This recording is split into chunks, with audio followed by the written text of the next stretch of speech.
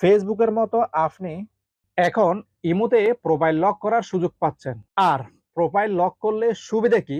আপনার যে phone number আছে সেটা আপনার কন্টাক্ট লিস্টের বাইরে যদি কেউ আপনার প্রোফাইল ভিজিট করতে চায়, সেটা কিন্তু সে ভিজিট করতে পারবে না।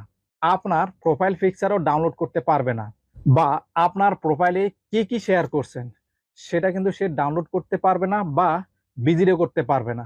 অর্থাৎ আপনার প্রোফাইলটি এখন সেভ আছে।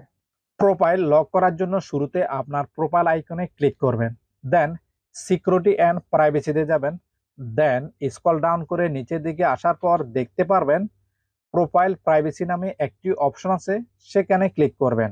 এখন এখানে দেখতে পাচ্ছেন প্রোফাইল লক নামে একটি অপশন আছে, সেখানে ক্লিক করবেন। ক্লিক করার পর এটা অফ করা রয়েছে, জাস্ট এই পাশে ক্লিক দিয়ে এটা অন করে দিবেন। এখন দেখবেন আপনার প্রোফাইলে যা কিছু